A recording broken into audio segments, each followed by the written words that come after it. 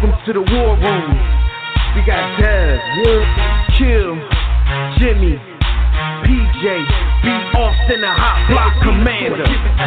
How you want it in a 1 or 2 hour show to get the brain running with the premise to talk sports on a national level. Roll with the topic, sorta like the rebels. When it's game time, they like the Fab Five during prime time. Sports conglomerates speak their minds a little bit. For sports medicine and sports veterans and greats. The 4th and 26th, so the war in Kuwait. It's the war room with 5 nights at the round table. 5 Philly guys, diversified and educated.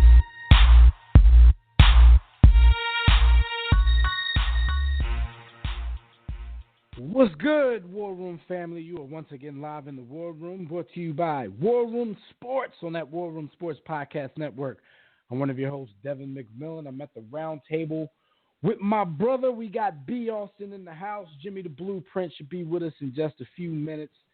Look, man, the NBA All-Star Weekend is upon us, so we'll discuss the weekend as well as all the other news happening around sports and entertainment. So keep it locked right here for the next 2 hours. And if you want to holler at us throughout the show, make sure you join us right now in the JW Philly Realty chat room. That's a tongue twister at blogtalkradio.com/The War Room. Or you can join us on Facebook or Twitter at War Room Sports. You can also call us directly in about 30 minutes when we open up the Digital Extreme Tech hotline. That number is 323-410-0012. Before we commence to talk in our shiznit, don't forget to check out the War Room Sports Podcast Network throughout the week.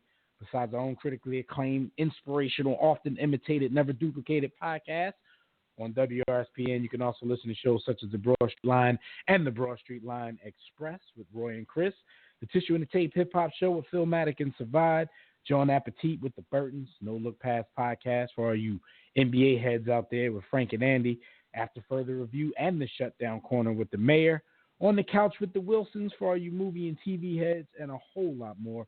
Just visit warroomsports.com, click on the WRS Podcast Network tab, or go to our free mobile app and click the network tab there. What's good, B? What's going on, man? Yo, man. Another day in Trump Erica. No, man, blessed and highly favored. Blessed and highly favored. Yeah, speaking of, I watched his press conference live earlier today. More comedy. More comedy. The black woman asked him a question about whether or not he'll be speaking with the Congressional Black Caucus or not. Yo, he was like, can you set that up? Do you know him? Like, everybody black got to know everybody from the Congressional. he said he asked her. No, but what's funny though, because it's another one of those things where he tries to look genuine and tries to look like he's open to everything, and then the CBC actually plays him out and tweets, Donald Trump, we sent you a 5-page letter on January 15th. January 19th. You never responded. So he sat there with her like, oh, of course I'd like to talk to him. I'd talk to him. Can you set it up? Do you know him? Yo. Said all the right things. Yo. He was in a condescending, sarcastic, jackass type of way. CBC, comes out later and like, yo, we sent you a 5-page letter on the 19th. You never responded. Thanks. Listen, man. FOH. One thing that we are with our listeners, our supporters, and our audience, genuine and honest. And I got to be honest right now, man. I know that Trump and his minions and the Sith Lord behind him, shout out to Steve Bannon, I know what they represent. I know they're horrible for not just America but the world. I'd be lying if I said that I don't enjoy Trump, man. Yo, Trump, the way my sense of humor is set up, I can't, come on, man, where can you get these jokes? Where can you get this type of entertainment? Yeah, the meme creator is going to have a ball for the next 4 years if he lasts that long. Meme creators, it's their time. It's their time to shine right now. It's cool. So. The Russians got him back.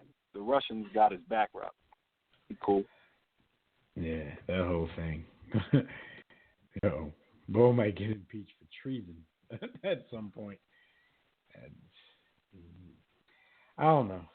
Of course, as usual, I don't want to make this a show about Trump, so we will just move on and do what we do because people out there stick to sports.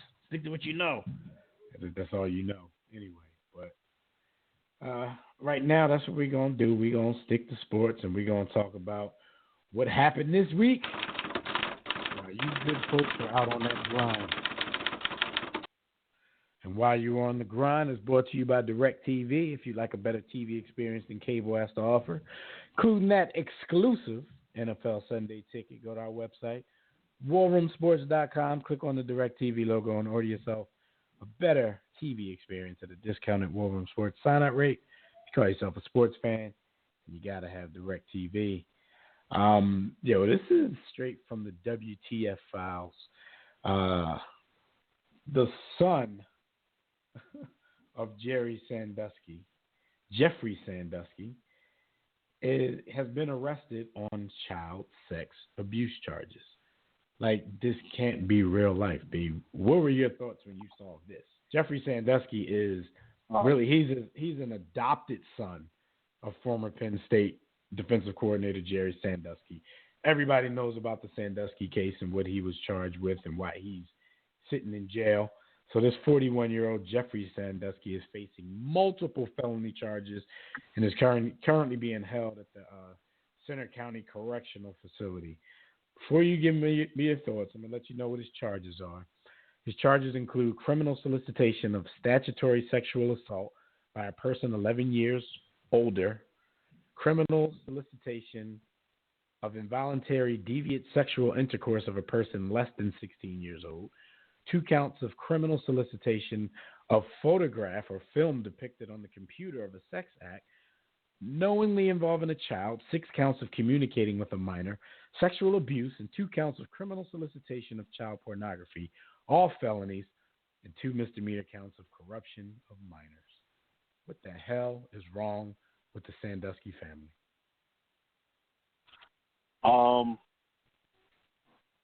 Nurture. This is obviously, this is not a joking matter. There's nowhere to go with this, other than this is what he saw, and I think it's obvious.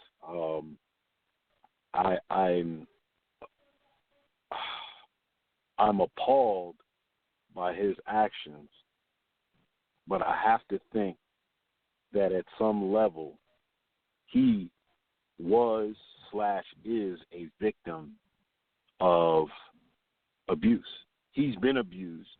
He's seen this behavior. He's experienced it. He's been a victim of it. And so, as the cliche goes, hurt people hurt people. Man, I hope that he gets some of the help and reprieve that he needs while he's rotting in jail and in hell. Because, although he's certainly a victim at some level, at 41 years old, you know what you've been through. And you know that you shouldn't want to have another child experience that. So, Yeah, it makes you wonder. You make a point that makes me think, like, I wonder, now that we know all about the dark and grimy past of Jerry Sandusky, like, was this something he experienced in his own home, which caused him, like, is that the kind of nurture that causes him to go out and commit these same lewd acts? Is it just something he saw at home, or is it something he experienced? Because he is an adopted son. So, now that we know how sick Jerry Sandusky really was, you start to question his intentions even for adopting anybody. You know what I mean? And you really wonder what this guy went through. Not giving him an out or anything like that, but you just wonder how the twisted mind of Jerry Sandusky may have played a major part into why this guy is going to be right next to him. And so, there's no doubt about that. In my mind, I think that unfortunately Jerry was probably in a position so that he made sure any child that was in his care would never be constipated. Yeah. All right. With that, we move on. The NBA D-League, the NBA basically sold the D-League out to the highest bidder, I guess, because the NBA D League is no longer going to be called the D League. It's now going to be called the NBA G League. And now it's the NBA G League because it's being renamed the NBA Gatorade League as a part of a multi-year expanded partnership by the Bush League. Gatorade. This marks the first time in U.S. professional sports league history that, you know, a sports league named an entitlement partner. So, I mean, I know this is just like their little attempt at a minor league, but it's weird to see, you know, the NBA making a brand, you know, a partner. Not even. It's not surprising these days to see the partnership, but it's very surprising to see the partner get named in the actual league. Man, everything is for sale here in these Americas. I think this stems back to, I think this goes all the way back to the previous commissioner, you know, and his flirtation and enamoration with Europe and how Europe brands or uses their teams as, you know, as basically as billboards, uniforms, the naming right, everything associated with a European FIBA team is basically for sale and can be, you know, a part of a sponsor underwriting a team. And I think that's something that David Stern. Remember, they're going to be advertising on jerseys soon too. Yeah, it's the G. So I think that this is just that line of thinking on steroids. And Adam Silver, though he's a different personality, he's definitely a pupil of David Stern. David Stern is definitely his dad in terms of line of thinking. So this is just that to the 10th power. I think it's corny. I think it's Bush League. He's just the son of David Stern with more humility, at least on the outside. He wants to show more humility. He wants to be more of a player's commissioner, so everybody likes him. David Stern got the job done and didn't really give a damn whether you liked him or not. Yeah. So let me tell you, they got a new logo. They got a dude look like he's dunking the ball, but on the lower right corner of the logo, they got the Gatorade symbol, the G with the lightning bolt through it. So as a part of the partnership, they unveiled this new logo, and it's going to be featured all across the game balls, team jerseys, on-court signage, the league's digital assets, websites, and all that kind of stuff. They said Gatorade will incubate its latest product and equipment innovations into NBA G League locker rooms, and teams will have the opportunity to collaborate with Gatorade to help players maximize their athletic potential and on-court performance. So shout out to the NBA. Shouldn't nobody associated with that league ever be thirsty, ever. Like what you did there. All right, so let me get your thought on this, because we've talked about stories like this plenty of times in this participation trophy world that we now live in. There was a coach. This happened back in mid-January. A coach of a Southern high school basketball team, a girls basketball team, faces accusations of, and was suspended for 2 games for running up the score on another team. They beat them by 159 points. The final score was 161 to 2. So, like I said, Arroyo Valley High School girls coach Michael Anderson was suspended for 2 games after the victory against Bloomington High. He said he wasn't trying to run up the score or embarrass the opposition. His team had won the 4 previous games by 70 points or more, and Bloomington had already lost the game by 91. He's basically saying, like, we weren't trying to run up the score. They're just that garbage. What do you think on this? Like, do you think there's something to this punishment, or? No. I think that this is more of the dumbing down of our youth and our society, because if anybody should be suspended, it should be Bloomingdale, Bloomington, whatever the name of the the team that lost by 159 points, I think that coach should be able to, he should have to surrender his manhood. I think that the girl should never be allowed to participate in sports for losing by 159 points. I think that there should be public shaming. Blown out by 91 the game before. Yeah, I don't think it sends. Listen, it is Bush League. Again, I'll go back to using Bush League. That they beat them by 159. I think you can pull him to the side and have a conversation about that. I think there are things that he could have done to keep that score from being at. Once you're up 100, what's the point of going up another 59? I get that. All right, let me give you the details on that. Before you continue, let me give you the details on that. All right, so the coach said, he didn't play his starters. He didn't play any starters in the second half of the game. He said, I didn't expect them to be that bad. I'm not trying to embarrass anybody. But then he softened his stance a little bit, says if he had to do it again, he'd have played only reserves after the first quarter, or he wouldn't play the game at all. But this is how it went. The coach of the other team literally used a full press for the entire first half, and the score at halftime be. Now, I'm going to tell you this. Bloomington stayed on average. The score at halftime was 104-1.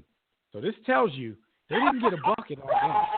They made a foul shot in the first half and a foul shot in the second half. All right. Here's my thoughts on this. Okay, the full court press, probably a little unnecessary. But you didn't play starters in the second half.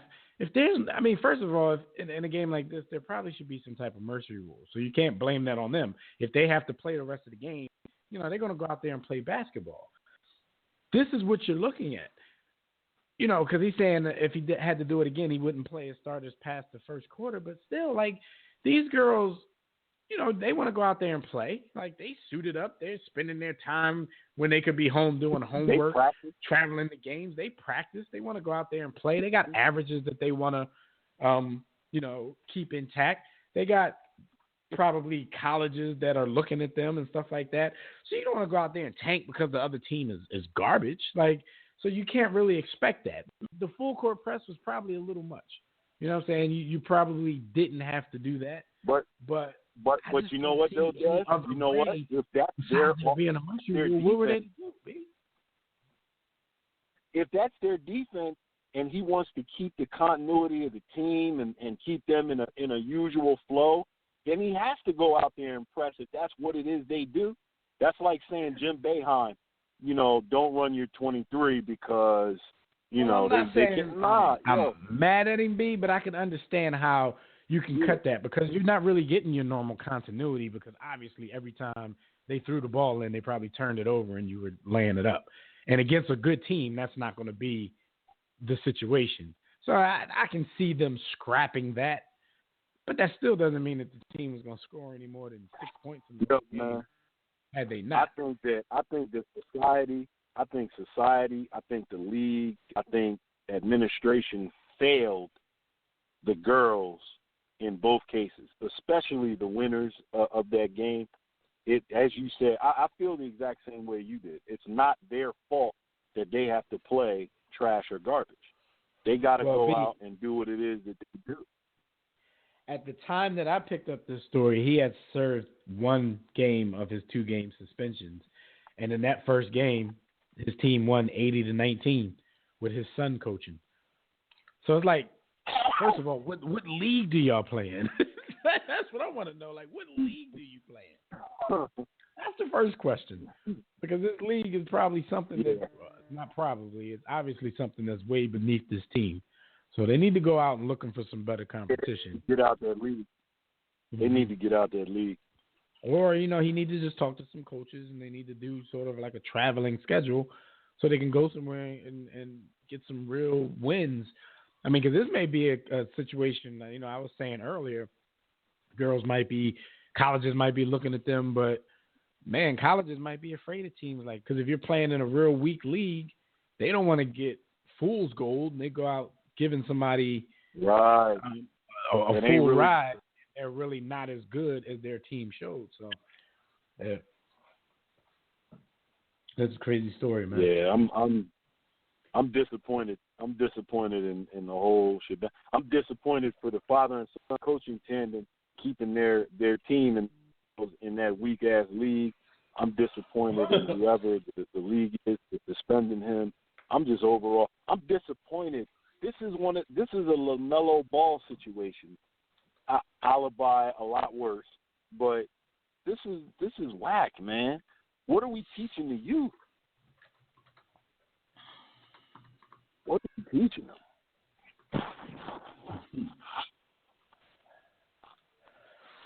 I don't know. Are you disappointed in your commander-in-chief not wanting to continue Obama's tradition of filling out tournament brackets on ESPN? They asked Trump. Nah, that's just un-American. That's just un-American. That's further proof that he works for Putin, that he's a Russian agent. That's further proof. No. Like, it's un-American on the real, though, not to There's two ways you can look at this, though, because I'm not going to front. Like, it was cool to me, but I'm not going to front. Like, when I used to see Obama doing this, like, it didn't cross my mind. Like, sometimes, like, don't you got more important things to be doing than be on TV picking brackets and stuff like that? Like, I've said that to myself before. So I can't be a hypocrite and get mad because Trump doesn't want to do it. But it was a two-way street for me. On one side of the coin, I liked the fact that we had a president that was in the sports, like most other Americans are, and took the time to do this kind of stuff. But I did play those little messages in my head sometimes, like, yo, why are you on TV doing brackets? Like, and he's a human being, man. It's not like one of those things where people act like folks can't concentrate on more than one thing at a time. But it's imagery. So, I don't know. Yeah. I don't really care is what I'm saying. The fact that Trump doesn't want to do I this. got you. I just think it's another opportunity to laugh at Trump. So I'm all for it. I'm with it. Always.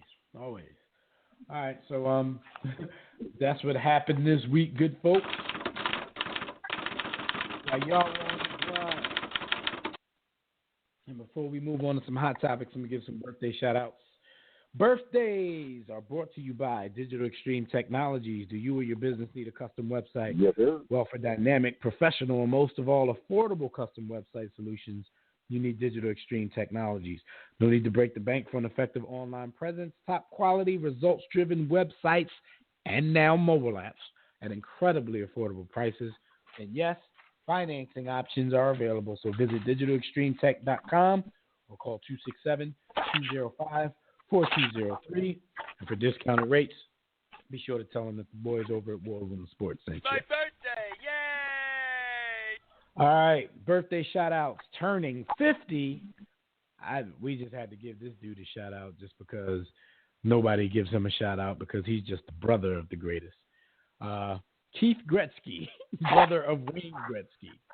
He's also a hockey player, but I don't think that matters when your brother is the great one. We, here at the War Room, we're going to give you a shout-out on your 50th birthday, Keith Gretzky. Keep your head. I know you've been living in the shadows for 50 years of your life. Shout out to you. Happy birthday. Living in the shadows for another 500. Happy birthday, good brother.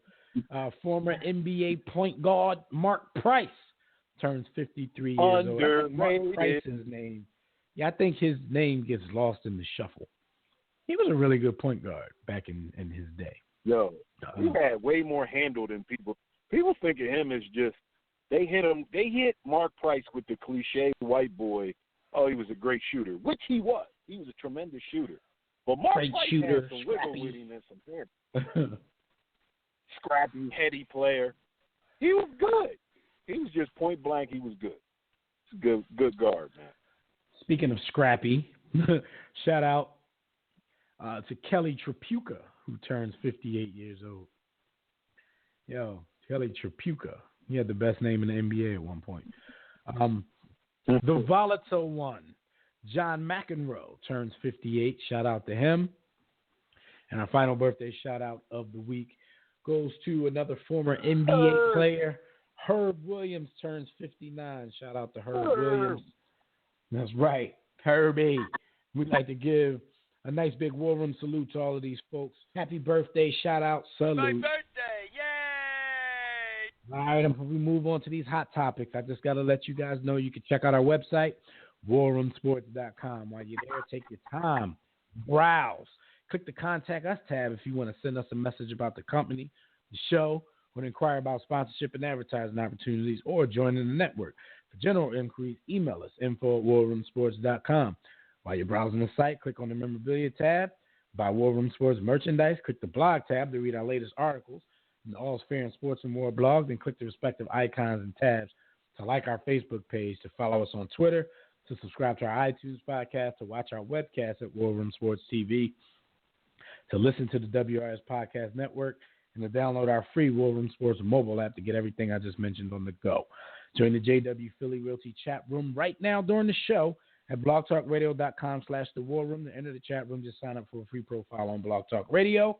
If you don't want to do that, you can sign into your Facebook and Twitter accounts, and while you're at it, make sure you click follow. That'll get you updates and reminders about the show every week. We'll be taking questions and reading posts from Facebook, Twitter, and the chat room during the show. But if you want to call in and speak with us, the Digital Extreme Tech hotline is now open. That number is 323-410-0012. Press 1 when prompted. If you're already listening from your phone, just press 1 if you want to talk. And hot topics are brought to you by Audible. Is your schedule too hectic to read as much as you want? Just try audiobooks, kick back, and let someone else do the reading for you. All you got to do is visit Audible and sign up for your free trial at audibletrial.com/warroomsports. No time, you could be listening to the latest bestsellers, hands-free, stress-free, by getting other things done at the very same time. So hot topics, B. I've been hearing all week and reading stuff all week about Conor McGregor and Floyd Mayweather reportedly coming to terms on a mega fight. Everybody's saying that, you know, they've come to terms. They just haven't been able to sign anything yet. And then that's what the word is. Floyd Mayweather puts the brakes on all that because he jumps on Instagram and says that none of it is true. So what are your thoughts on this? You think we're ever going to see this quote-unquote mega fight between the MMA guy and the boxing guy? I don't know. I honestly don't know. I heard the scuttlebutt as well as everybody else.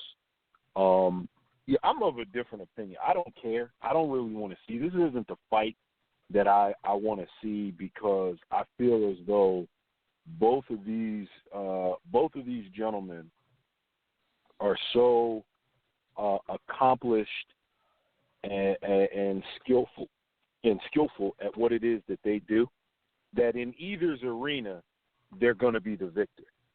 If Floyd were to go to the octagon, Floyd would get his back broken, his face rearranged.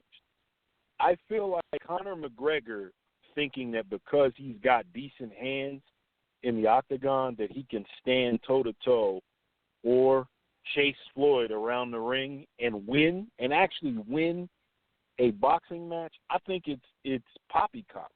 I think it's hogwash. Like it isn't going to happen. There's no way it's going to happen. So if the fight gets made, it's only for money.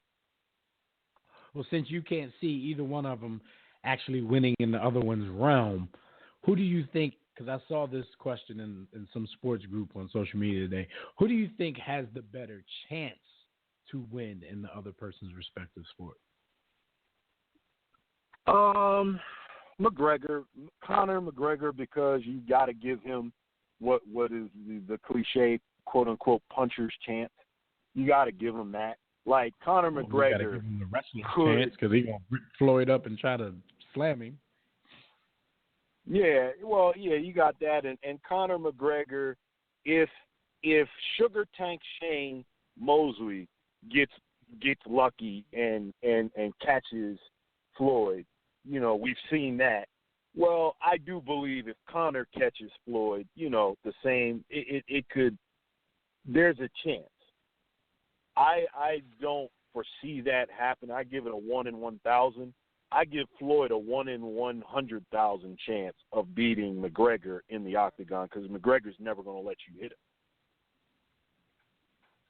He's going to go to the ground immediately. So I definitely give McGregor the better chance of winning against Floyd, but I still think it's slim and none. I think it's fool's I believe too, like whatever realm they would fight in, and we know Floyd is not going to fight in an MMA event, but whatever realm they were to fight in, I do think, of course, the advantage is to the person who does that. But I saw somebody earlier saying that Floyd had a better chance to beat McGregor at MMA than the other way around, and I think that's complete poppycock because first of all, MMA. No matter what you do, no matter what your specialty is, there is a component of boxing that goes into every MMA match. You know what I'm saying? You don't come out there with your hands down and not throw punches. So there's a component of boxing in every match. Of course, I don't think there's an MMA fighter on the planet with the boxing skills of a Floyd Mayweather. But when you're going, when you're talking about something like this, I just think, like you said earlier, McGregor would have a quote-unquote puncher's chance of winning. But if you flip it the other way around, I don't know what Floyd's grapple game is like. The fact that he walk around with 7'12" bodyguards, the grapple game probably not on point like that. So I don't know. I just doubt that he could step into the octagon and have any sort of a chance. To you like this, I'm more afraid of facing Conor McGregor in the street than I am Floyd. Right. Because more of what Floyd they do in that octagon is stuff that you might see in the street. It ain't all fair. I don't want no parts of that. I want no parts of ground and pound. I'm not interested. You got it. Right. None whatsoever. You got a chance to scoop Floyd up if you can get his little slithery quick behind. If you can wrap your hands and not let him get his hands loose on your face, you might could be okay. You try and grapple with Conor, even though Conor is the size of a thick woman, Conor going to destroy your face while lying on his back. So that's different worlds. The puncher's chance goes to Conor. I would give Floyd a 12-0 victory in this fight, which is why I think they can both afford to sort of build the anticipation. I think that's what Floyd is doing. I think Floyd is interested in coming back in the ring. If you make it compelling, if you're willing to guarantee him $100 million, he's going to do it. That's what he said. He said he needs $100 million to get back in the ring. I don't even think it will take that much, and I'm just hell bent on not believing that he's going to retire at 49 when you can have a nice ripe number of 50 sitting there. But I don't know. The longer he sits out, the more I'm gonna have to believe him because, Father Time. He's not Bernard Hopkins' age, but I don't think Floyd is interested in fighting. Like Bernard Hopkins fights, he fought into his 50s because Bernard Hopkins didn't get popular enough to make any real money until he was damn near 40 or over in the first place. So what the motivation is for him. Roy Jones, he must have made some bad deals along the way because I don't know why the hell he's still, putting himself through the rigors because he made a lot of money in his time. He must have cock-fought his way. I think Roy got his bank. I think Roy has money. I believe that Roy is one of those athletes that's scared to go home and sit at home at night because he's got CT and he may go the way of Junior Seau.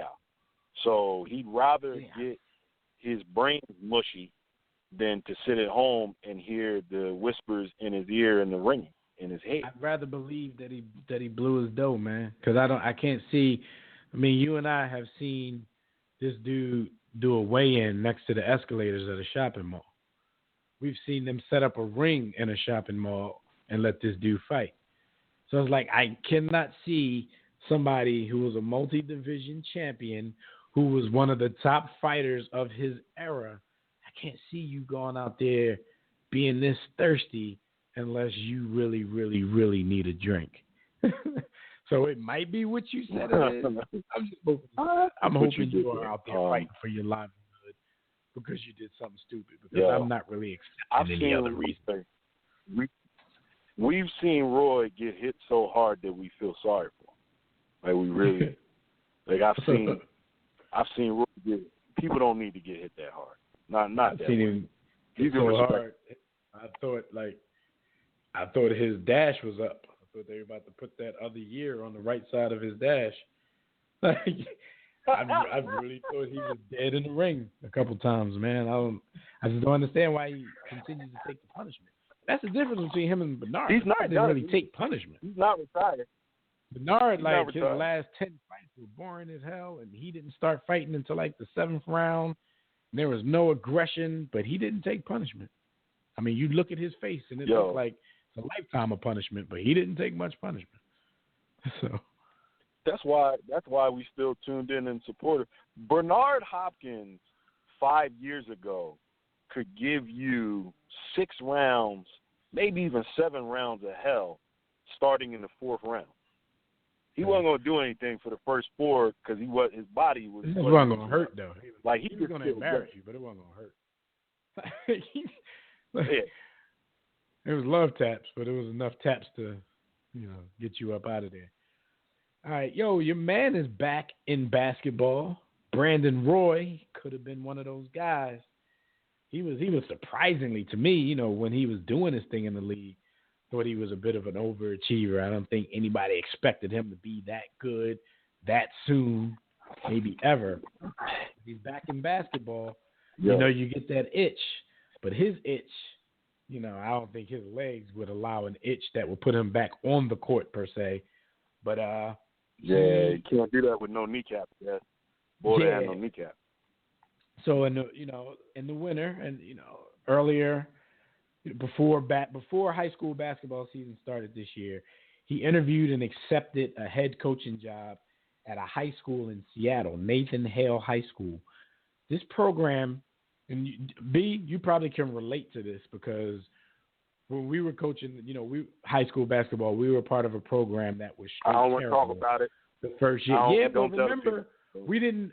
Now, what I'm about to say about Brandon Roy, we turned this program around in a year, but we didn't do what he did to this program.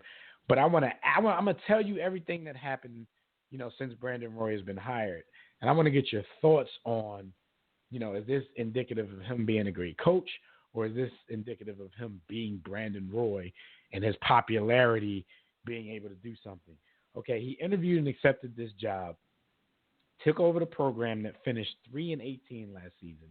They had 5 head coaches in the past 5 years because the program was a piece of trash. It was in shambles. The job only pays $6,000.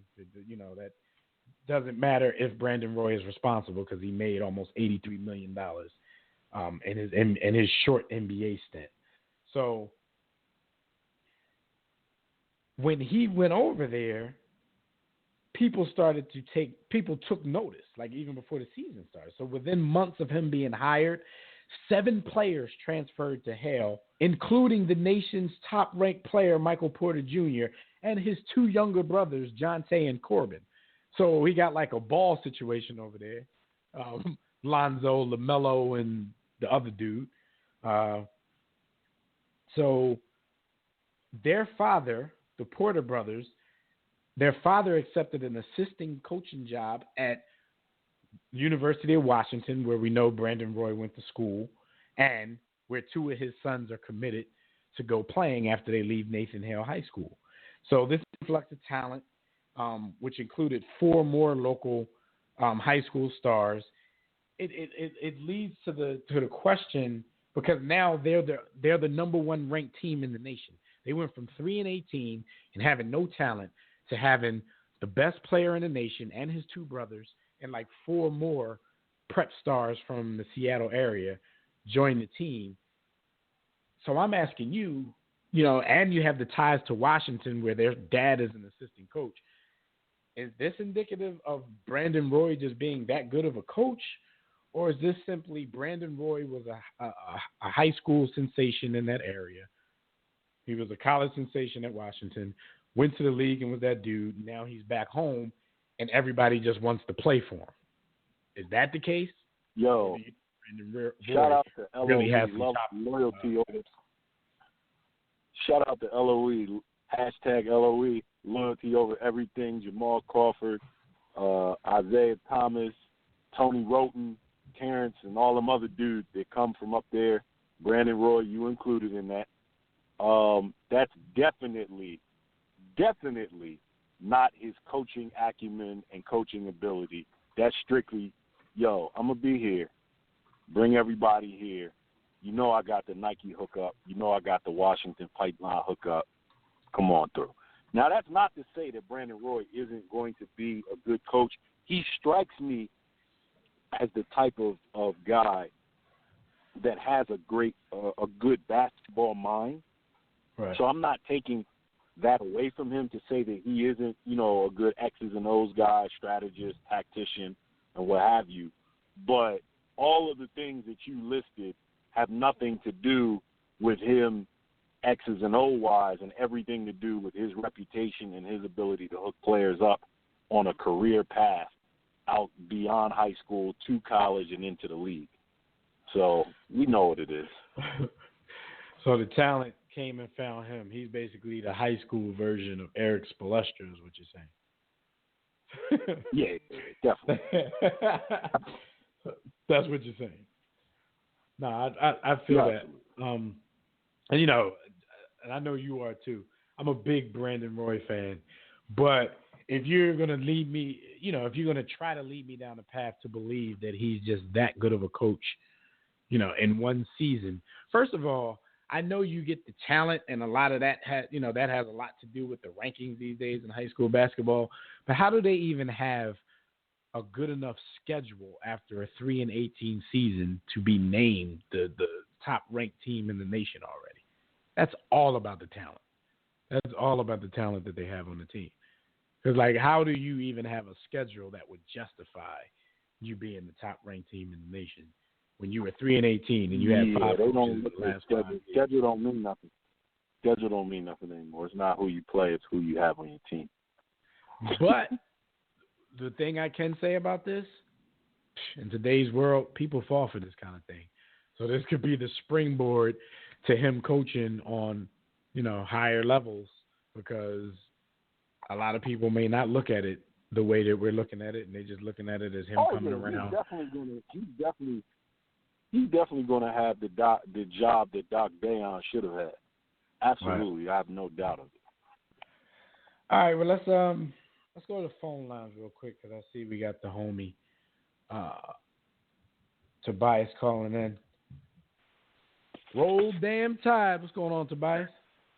Roll Tide. Had to take a break from the plantation. Shout out to Draymond Green for a second. How you doing, fellas? Slave master mentality. Man, bless. Shout out to Dolan. Let's be honest here. Though? Hey, I gotta be honest with you guys for a second. Couple of quick things on this. Nick Wright must be wanting to give LeBron Dome more so to his wife Savannah. Good Lord. This guy could drum up any stat to go in LeBron's favor. This guy says Michael Jordan ain't beat any great teams in the finals. My thing was, that was the greatest Suns team ever they beat.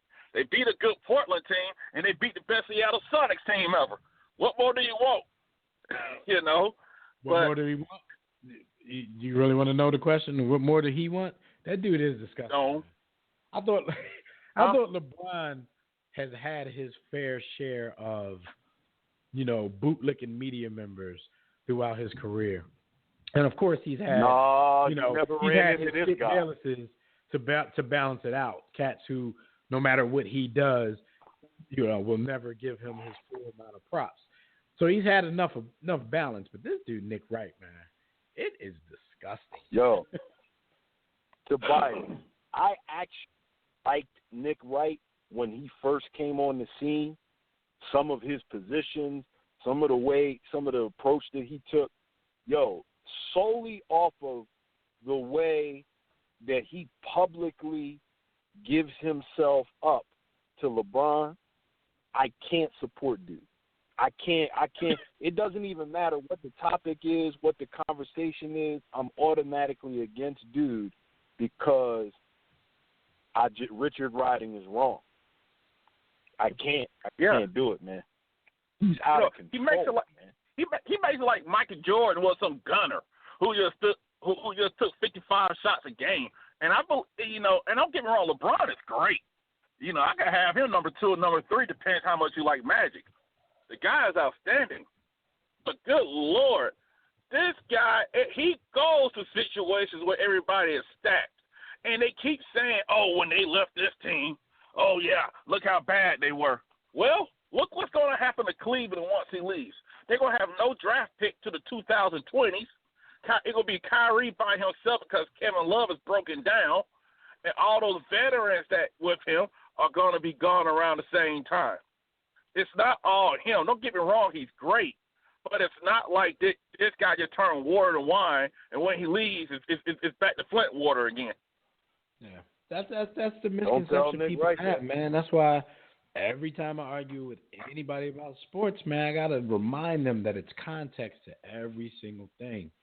Like people always want to bring that stat up. LeBron leaves and teams win 12 games. He come back, they win 60. Okay, that's because he comes with a mob, and that's because he leaves with a mob. So it's like, yeah, come on. And I give a quick Draymond take after I say this. Thing is also, remember, Chris Bosh had blood clots and lost his career. The Heat would have still been a viable playoff team if he never had the blood clots. And that's one thing people don't want to factor in.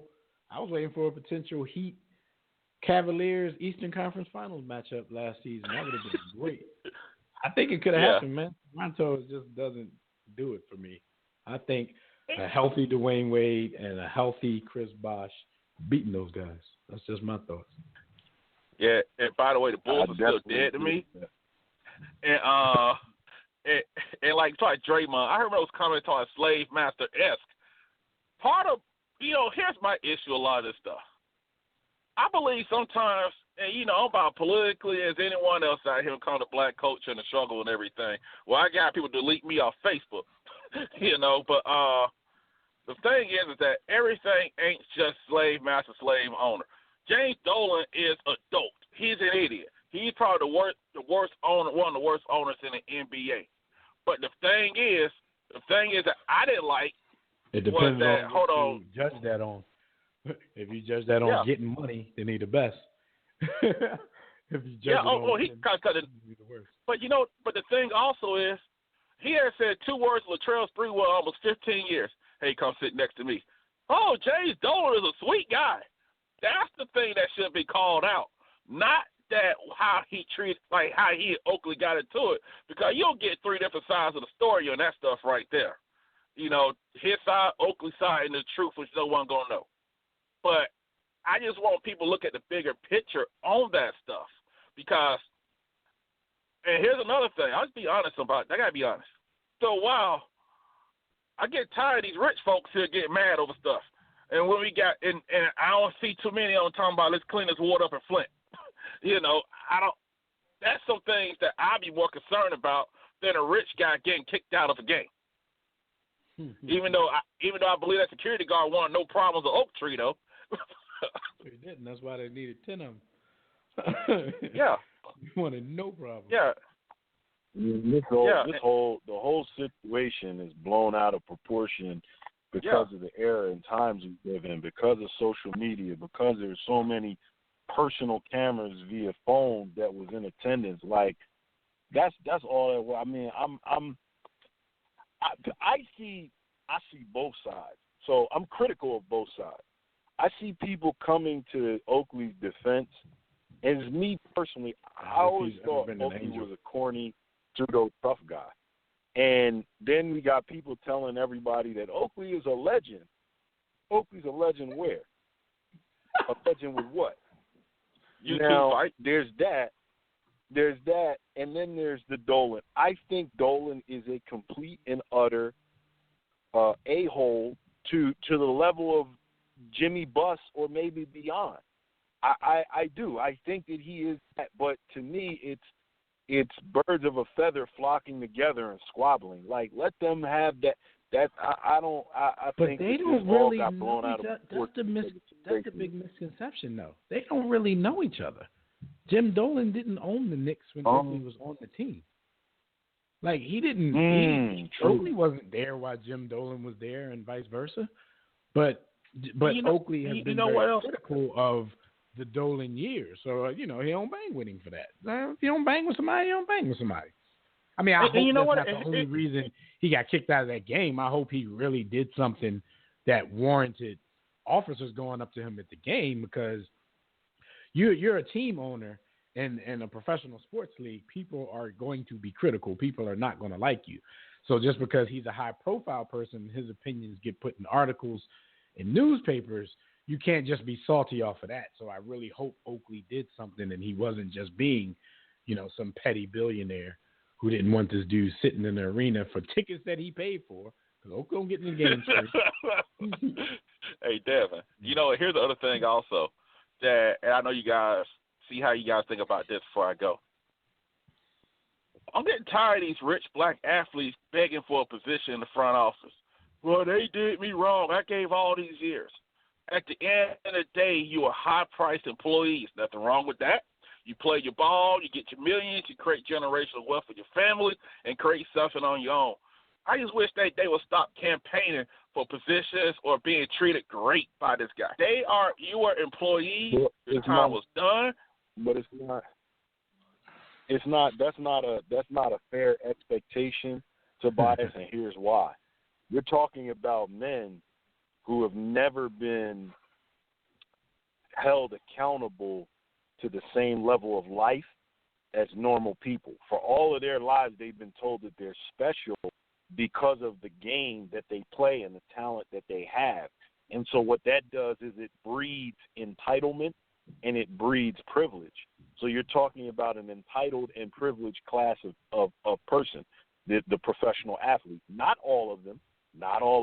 There are, of course, stories of hard work and stories of that. But generally speaking, and now more than ever, you have entitled and privileged athletes who believe that entitlement and privilege should extend beyond their playing career when they're a viable revenue source for these organizations. You've treated me special for the game, and I played the game. My body is broke down. Now you should hire me. That's par for the course from how they've been treated since they were 12, 13, 14, 15, and identified as being gifted. They've been told, you're gifted at the game, so you're special, and you're entitled to this, and you're going to have these privileges because of who and what you are. So that's just par for the course. Yeah.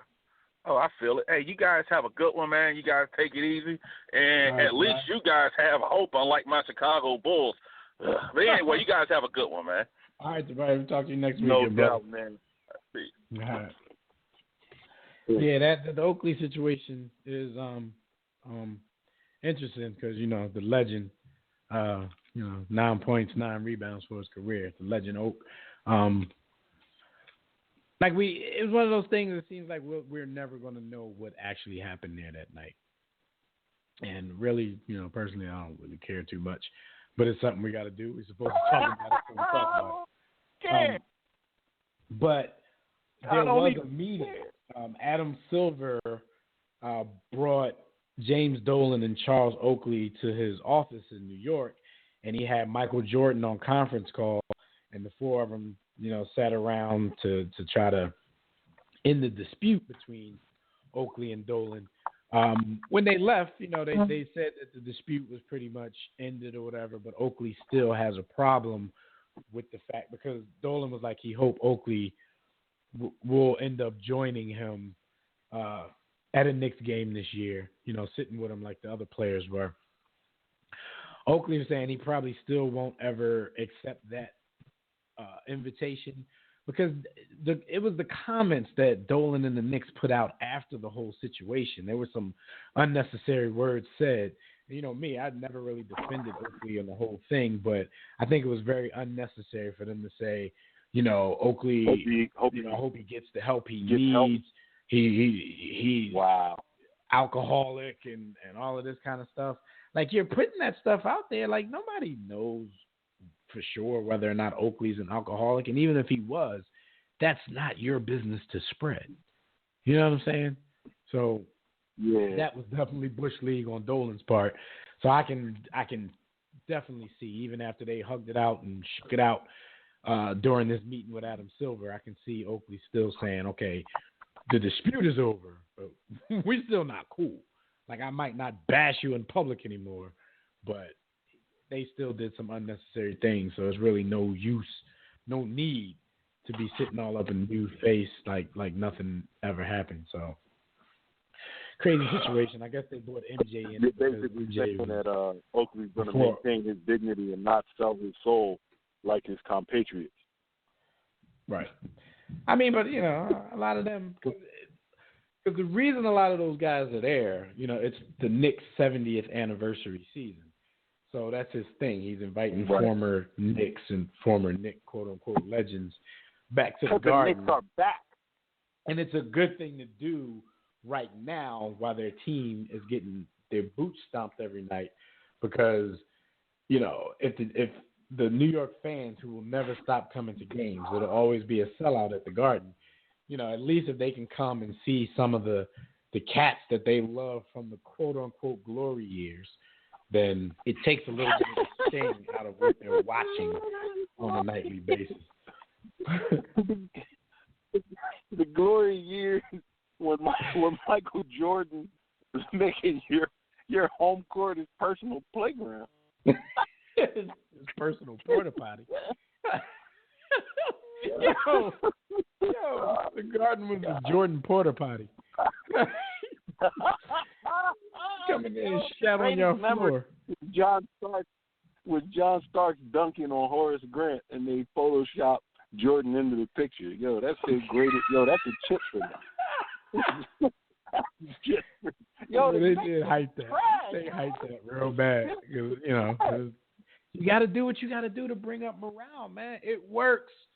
Shoot, Forbes list, Knicks once again, the most valuable NBA franchise. We know that has a whole lot to do with the metropolitan area in which they play, in which they reside, but still, they're getting that money. That's why the fans are never really gonna force Dolan to go out of his way to produce a winner, because they're gonna show up regardless. Right. He's gonna be on the top of the Forbes list regardless.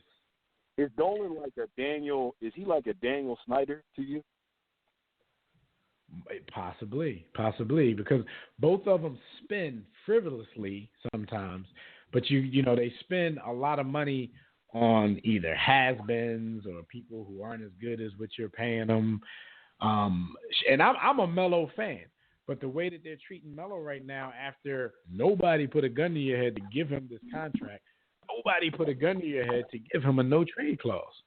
Like, as someone who's always been a Melo fan, I would even call you stupid for giving Carmelo Anthony a no-trade clause, because as good as he is, he's never been known as a winner. So it's like, why do you give that type of a contract? Not the money, because, you know, by NBA market value, Melo deserved every penny of what he was being paid. But to structure his contract in a way that he can say, nah, if you want to get rid of him, nah, I can't. Yeah. I love you, Melo, but nah, son. We're not doing that. Yeah. Because people should know just by the way Melo goes. He's probably going to, coming in at the same time, he's probably going to fall off before LeBron. You know what I'm saying? He don't have the same body type and all that kind of stuff. I'm not giving you a way to say nah. If it's time to go, it's time to go. So, yeah, the Knicks, they're dropping the ball right now, and I got a lot of New York Knicks fans as friends who are very, very frustrated with the situation right now. But all in all, like I said, that Garden will always be full to the brim every night. So. And they went out and got Derrick Rose. And Derrick Rose, never mind his health. Because his health, to me, honestly, Deb, his health is not an issue. I think Derrick Rose doesn't really want to play basketball anymore. He just wants to live like a basketball player. He don't want to play. If he wanted to play, I see Derrick Rose still, even at this level, without the same athleticism, having a top 10 point guard's talent. Right now, top 10 talent. But he don't want to play.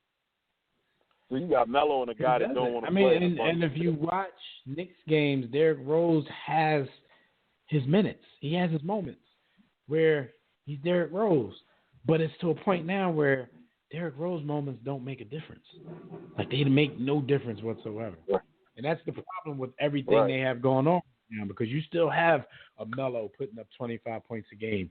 You still have a Derrick Rose who on many nights still looks like the more athletic point guard in the point guard matchup.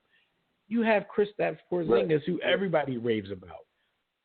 But which one of these cats are making an actual difference right now? Y'all could be as talented as y'all want, score as many points as y'all want individually, but they don't have any difference makers on that team. So we'll see. Speaking of difference makers, the Ball family is back in the news. You know, their dad, LeVar Ball, is a very, very confident guy in his son. He was doing, in his sons, all three of them actually, because I've heard him before saying, all of my sons strive to be better than Michael Jordan.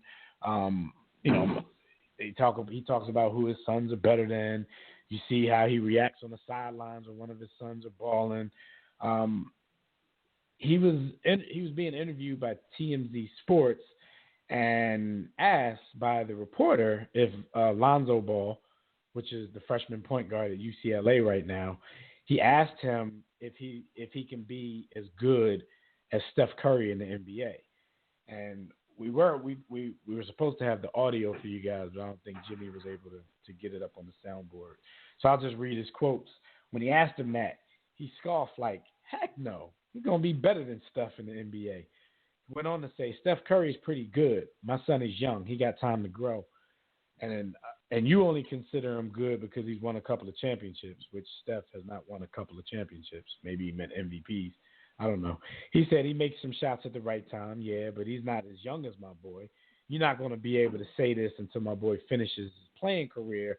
Then they're going to look back and say, man, how did LeVar know all of this? Then he went on a rant about people that they've compared Lonzo Ball to. Jason Kidd's name came up. He said, you know, they try to compare everybody to somebody, but you can't compare my boy to nobody. I'm going to tell you this. They say he's like Jason Kidd, but he's taller than Jason Kidd. He jumps better than Jason Kidd. He's longer than Jason Kidd. He's got a better shot than Jason Kidd. How you comparing them?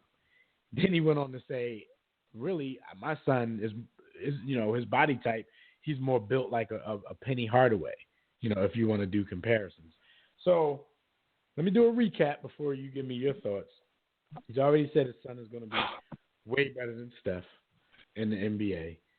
You know, he loosely said his son is going to be better than Jason Kidd, but he was just giving you Lonzo's attributes, his athletic attributes, opposed to Jason Kidd. We know with the career that Jason Kidd carved out, you know, attributes can be overcome if you just a bad man like Jason Kidd was. And then, you know, he compared his son to Penny Hardaway. What are your thoughts on LeVar Ball being a father of an athlete yourself? What are your thoughts? First of all, I would like to say, shout out to Angel Garcia, Danny Swift's dad. I would love to see Danny Swift's dad and LeVar Ball get together and have a YouTube channel and show. I just think that would be comedic entertainment because what would the show be called? Sun Nuts? Get it.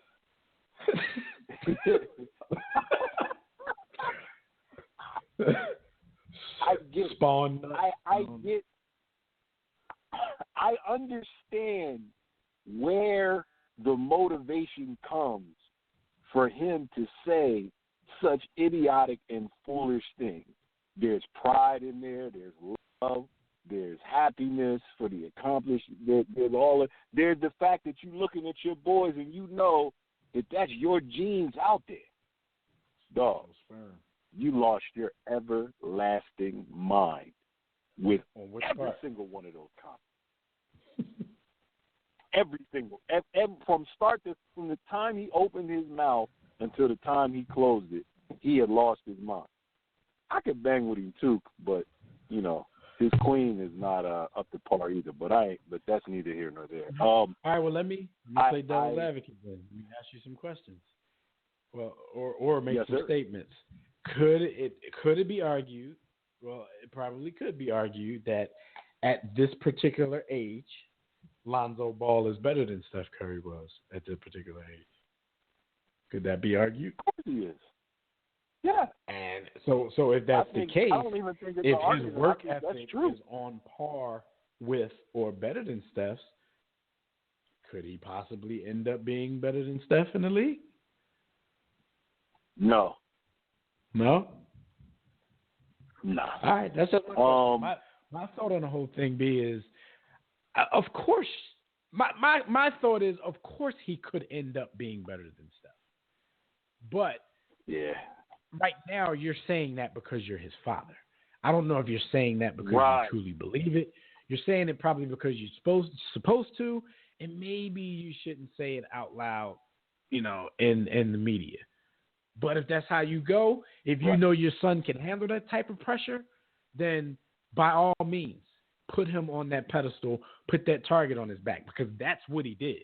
He put a target on this young boy's back. So when he gets into the league, every point guard, every shooting guard, because he is 6'6", he could play either one. Every guard that he faces in his rookie year in the NBA is going to try to lay it on his shoulder blade because of his dad's mouth, not because of anything he did. Because frankly, I'm going to be honest with you. As much criticism as I threw his little brother last week for, you know, his cherry picking 92 points, even though you saw me in a group give him props still, saying that, okay, 92 points is still 92 points. That's impressive, no matter how you did it, because a lot of people can't get 92 points in the gym by themselves. Cherry pick to be damned. But it was a cheap Bush League 92 points. No matter what I said about his little brother, you watch this dude Lonzo, you watch his high school footage, and you see what he's doing right now at UCLA. The dude can go. He's weird. Like his jump shot is weird and funky. And because he's light skinned and got a funky jump shot, he probably reminds you a lot of Kevin Martin. But the dude is athletic. Yeah. The dude can pass his ass off. The dude can score. Yeah. The dude can go. So he has that going for him. Yeah. But I think his dad is putting that bullseye on his back. And if he's man enough and his work ethic is enough to take that target and make him better, then more power to him. I'm rooting for him to do that. But I just want his dad to know what he's doing to him.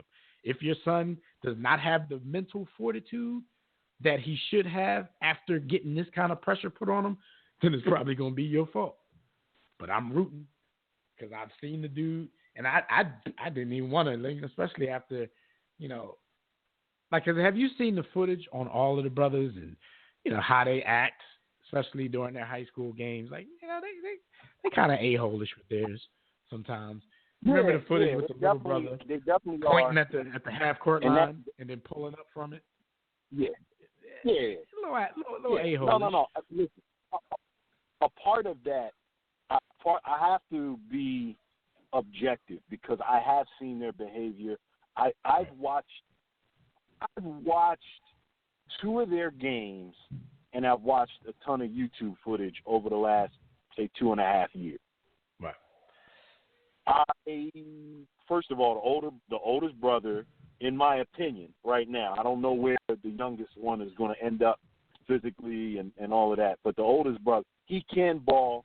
I like the comparisons between Penny and Jason Kidd. First of all, Jason Kidd, you know in what esteem we hold Jason Kidd here in the War Room. I think he's the greatest point guard to have ever lived. I got him at number 2, so. I think that was an amazing comparison because of his size and height. I would think that the dad would be happy and humble, but then you get the sense you understand why the kids behave the way they behave. I was just about to say that. Good point. A good point. Yeah, they get it from. It's from okay their for them like to that's do how because their their father. dad. not only condones it, Yeah. he starts it, he encourages it. If you look at the way that dad acts on the sideline of a game, he's like one of us who just never grew into being a dad. You know what I'm saying? How we would have acted 10, 15 years ago before we had kids. And you know, because we're at a point now where we have kids. And when our son on the basketball court or the soccer pitch, whichever sport they're playing at the moment, you know, put somebody in the grinder, you want to turn around and laugh and act like it was an and one mixtape like everybody else, but you kind of want to instill something better in your kid. Like if you're going to be this good, you have to have I want you to be an arrogant SOB, but I want that to speak with your game, not with your antics after you do something in the game. If you're out there Cam Newtoning, like if you're out there balling, getting your MVP on like Cam Newton, fine. But I want that to be the focus more so than you dabbing and laughing in somebody's face and staring somebody down after you put them in the grinder. So as much as we want to take it back to our young boy days and laugh and hoot and holler, we got to keep it a certain way because you don't want your son to go down that route and be an a-hole. You know what I mean? So, exactly. But LeVar Ball don't believe in that because I've seen him on the sideline going crazy at the expense of some poor kid that just got his mouth crossed off. That's crazy. So you see where that comes from. I think, you know, I'll come back to the behavior. Let me just talk about the game. I don't believe that he is an efficient enough scorer yet for me to say, oh, this guy's just going to be something, you know, special at the next level.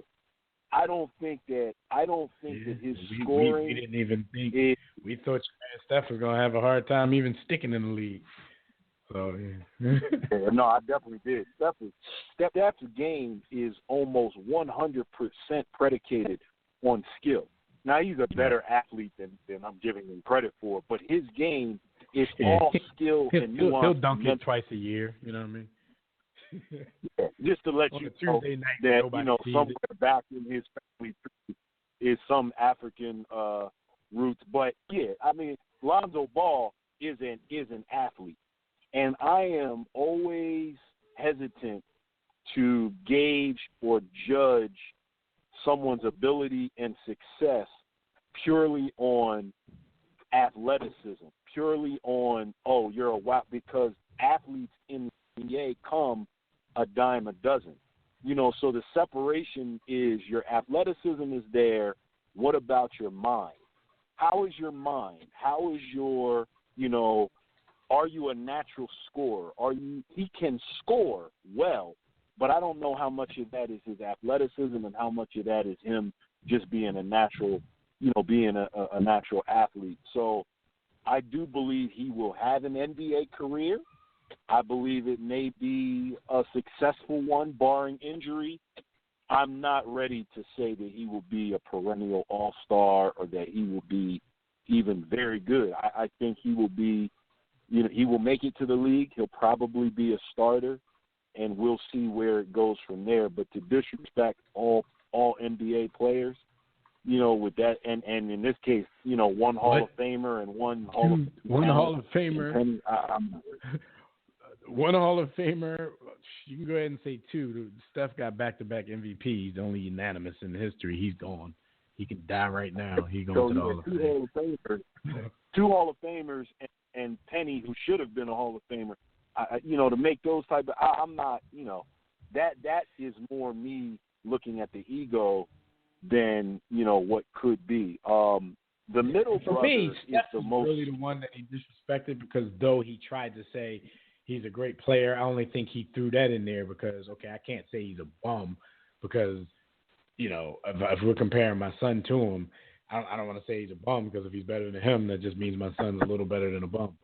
But after he went and said that he's a good player, you know, he tried to give you every reason of why Steph is not as good as we think he is. Like, you know, if they didn't win that championship, he'd just be a good player. Like, you look at him like that because he won a couple of championships, even though he hasn't won a couple of championships.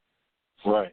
But that's the point he was trying to make. Like, okay, if the Warriors didn't win, you would just think he was a good player that, shoot the ball well at certain moments, this and that. So maybe he's counting the Western Conference chip.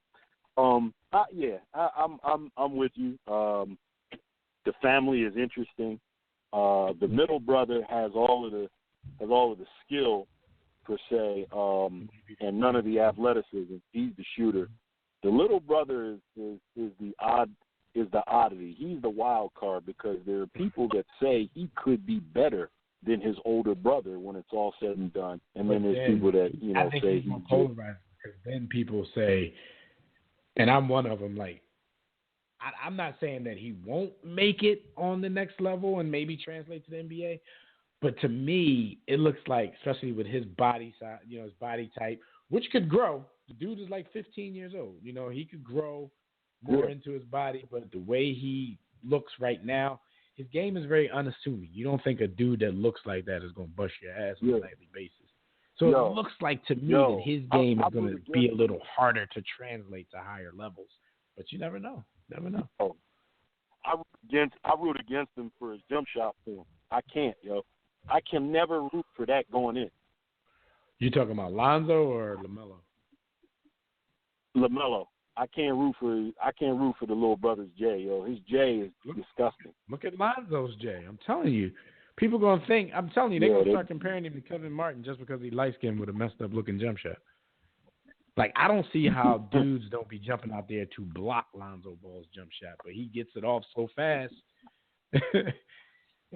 I was really impressed because I really wanted to find holes in the dude's game. Like, he can pass. Yeah, you're right. He can pass. He can go. He can pass. He can definitely pass. He's sneaky athletic. You know what I'm saying? He catches alley-oops like on the regular. Right. I don't know. I'm not going to say I've seen enough of him to know exactly what kind of defender he is. And, that's always the X factor with a lot of these kids coming out because being the man all of your life, like a lot of these guys come up and don't even care about defense until you get into an NBA situation where you have to start caring because people out there cracking your face night in and night out. Nobody likes that. Defense has to be a prideful thing.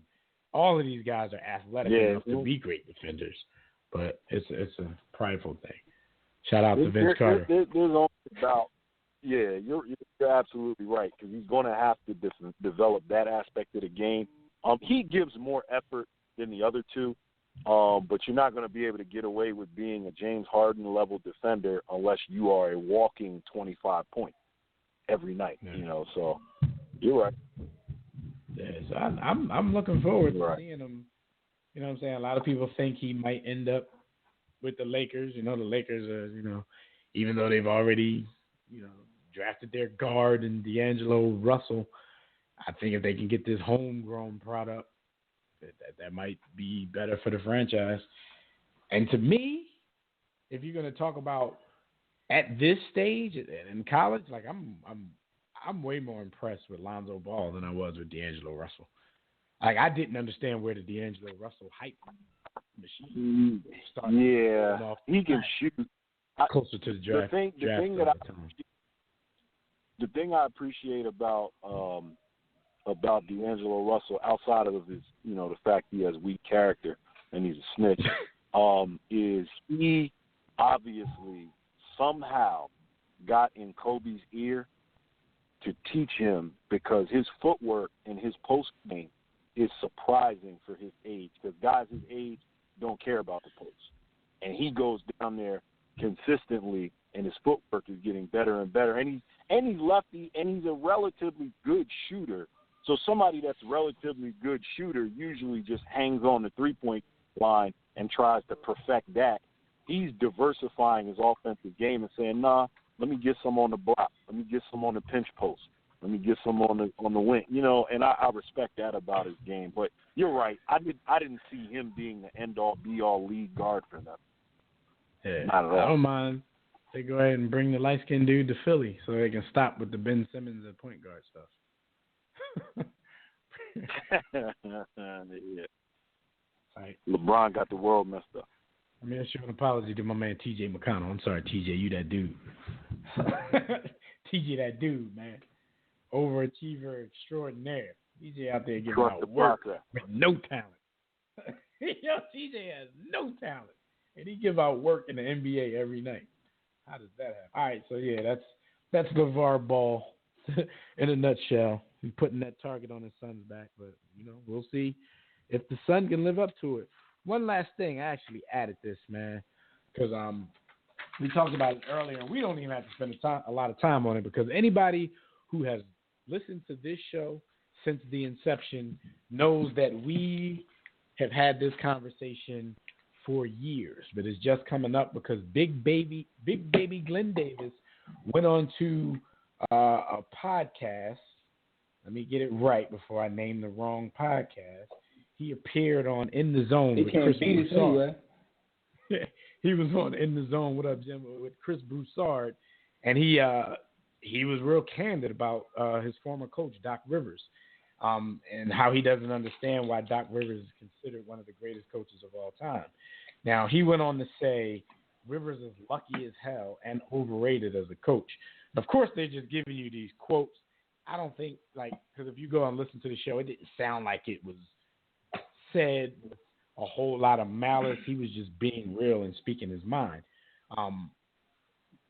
He played for Doc for two different franchises, so you can't really say they didn't like each other. They made sure he was a part of his squad two different times. But I don't know. It's one thing, you're supposed to have that loyalty factor, but at the same time, I'm not mad at somebody for keeping it real, especially when their opinion matches mine. Be loyal to the truth. Be loyal to the truth. You hear that, Jim? Especially when his opinion matches mine. Yeah. You can keep it real. I peep what you said there, man. But yeah. He said. And I thought about this during a football season, right? With Bill Belichick. And you say, what does he have to do with anything? Well, I thought about it. There's two great coaches in all the sports, and then there's everybody else. And that's literally what we have. There's not too many. You got Popovich, you got Belichick, and everybody else. I'm saying, that's it. Yeah, you know what I'm saying? And everybody else. Phil in the front office wilding out. Yeah, ever since Phil lost his bird, he ain't been the same, man. You know what I mean? So we know how that is. You lost your bird, and you wilding out. But man, listen, we all been there. I mean, at least we lied and said we was there. But with that being said, I mean, I just feel like there's those two guys, and then there's everybody else. So, I mean, I have no problem with him saying it. Now, I didn't hear the actual clip to see whether he was saying it with malice or not. Boy did take him around and kept putting money in his pocket. So that is kind of disloyal. And sometimes, you know how they tell you as a kid, like, if you ain't got nothing good to say, don't say nothing at all. You probably should adhere to that because, Yeah, kind of keep that to yourself, maybe. What's going to be crazy is in like 5 years when Austin Rivers go around and say the same thing. Yeah, he my pop and everything. But, let me give y'all some of the transcript of the conversation. Big Baby, when asked about him and why he was saying what he was saying, he was like, because what Doc had in 2008 was special and he was lucky as hell. He said the year before that, they were wearing trash bags, but then the next year they win it. Now he's one of the best coaches ever. I'm just not feeling that. You know what I mean? You give credit to KG. You give credit to Paul Pierce. You give credit to Ray Allen. He wanted to say. You give credit to Big Baby. But he didn't say that. He said those are the guys who made sure whatever Doc needed to be done got. He said, and now it's easy for Doc to do his job. And then you give credit to Danny Ainge. That's the one you give credit to because I know multiple times Ainge had to talk to Doc just to say, hey, Doc, leave him alone. He's up. So Broussard was like, so is he overrated as a coach? He said, I think so. He said, really? He said, yeah. Now, y'all know we've had this conversation plenty of times. When Doc started, when his name started to pop like that, I used to ask y'all the same thing. I'm like, yo, if y'all don't remember when he was in Orlando, he was like hovering around being a 500 coach before they let him go. When he went to the Celtics, they were straight up trash truck juice, and he was probably a half a season away from being fired until Danny Ainge pulled the coup and got Kevin Garnett and the homie Ray Allen to come join Paul Pierce. Facts. After that, it was history after that. And now that he got that one chip, that's that Jimmy rule, that one chip. He got that Brett Favre. Now he can do no wrong. But if you think about it, even though he has a winning record with the Clippers, he's still showing you that there's nothing really special about Doc Rivers as a coach. The Clippers, besides being cursed and being the Clippers, have had one of the most talented teams in the league for the past 7 years. 5 years. At least. Yeah. There's no way that the Clippers shouldn't have sniffed. And then, we know how hard it is to win a ring. But there's no way they should have sniffed a ring. Dog. You know, and I can coach the Clippers and get the above 500 record. Right. I mean, come on. and you can coach KG and Ray Allen and Paul Pierce in 2008 to an NBA title. Because, besides the Lakers, there was nothing really, the league wasn't hitting for much at that time either. Because the biggest threat that those guys had to face was a very young and inexperienced LeBron James and the Cleveland Cavaliers. Fact. So, and then, they ran into Dwight Howard during the best year of his life.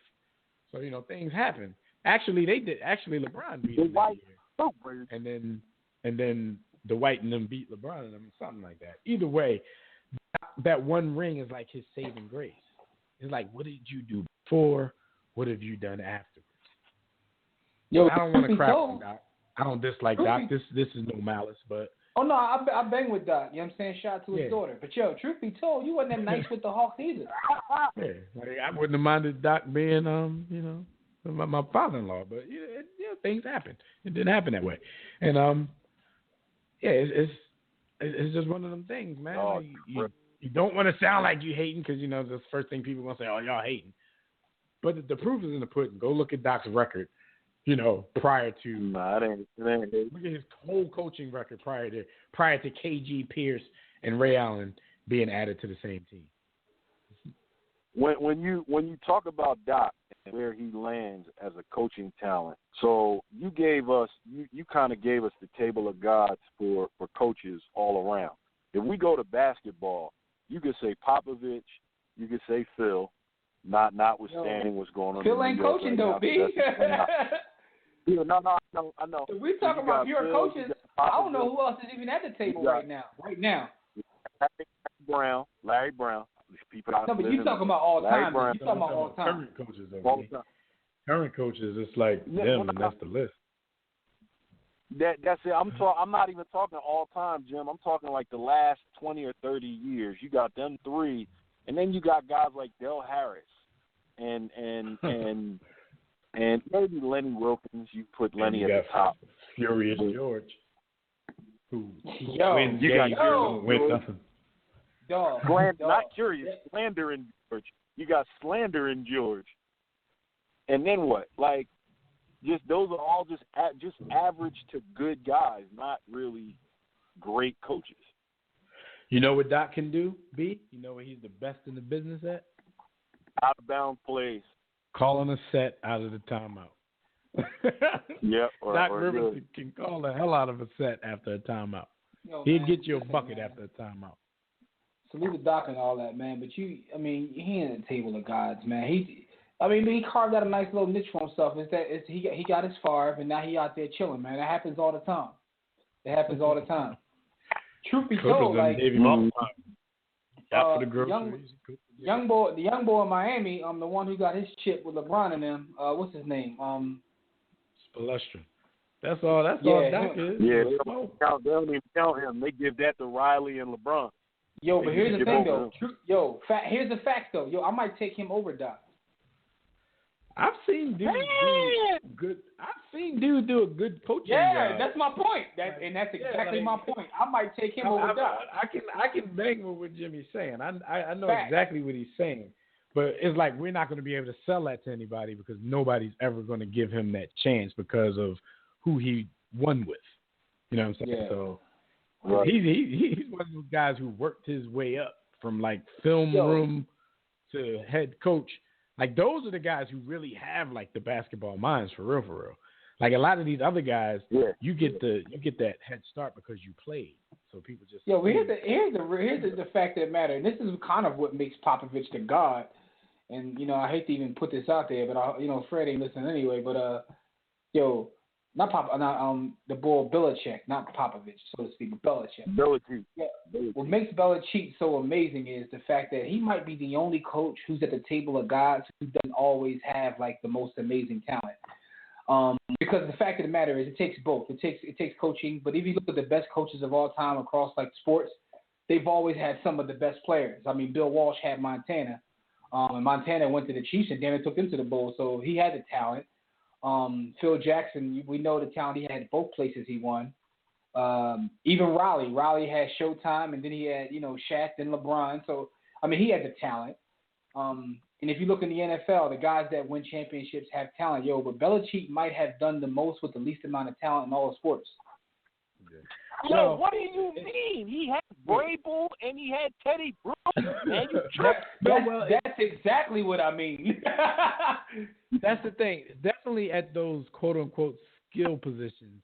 But what Belichick has is what we always talk about. Belichick still has strong lines of scrimmages on both sides. And no matter what, he invests in that old line behind him. That's what people overlook with the whole. No, they do. That's because those aren't sexy. And go out there with Manny Moe and Jack at wide receiver, like that happens. That's always happened until Randy came to town. But we always tell people when we have those Eagles and McNabb arguments, like the skill positions don't matter when you dominant up front. And those teams are always dominant up front. Crazy part is they gave him Randy for a season. They almost ran the damn table. Oh, I know. It was like basically because the fact that who was that talking? Rob Parker saying it was luck. It was definitely luck that the Giants ended up beating them. You know what I'm saying? They were undefeated, and they were kicking people's ass. Like the offense was crazy that year, and so it was like one of them things. You give him some talent. And it's just like the 1 year he had talent, they damn near ran the table. Like, it got ugly that year. It got ugly that year till about 4 minutes left in the Super Bowl. Exactly, shout out to David Tyree wherever you are in the world right now. But the fact of the matter is, in that season, games picture of him catching that ball. Games weren't even close that year. That's the one thing. It wasn't just that they were winning; they was like wiping the floor with cats. The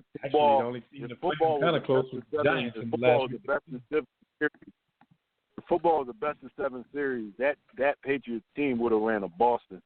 They'd have lost that game, but they'd have won. They'd have beat them in 5. Next 7. Yes, they would have beat them in 5, and they would have been like they'd have been like the Sixers.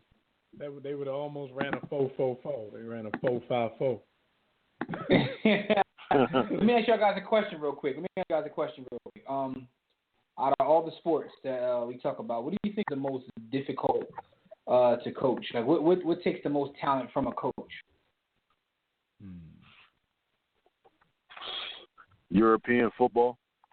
I think. I mean, because you're a lot of people are going to say football just because there's so many parts that you got to bring together, but at the same time, there's so many coaches and so many, so much help that you have to do that.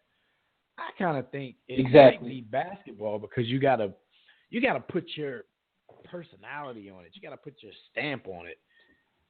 I don't know. Like, I think it's more. Here's the thing I'm thinking about, right? It's a lot of egos in basketball because people have more propensity to be able to take over games and all that. And you gotta massage egos. Let me say this before you steal my point.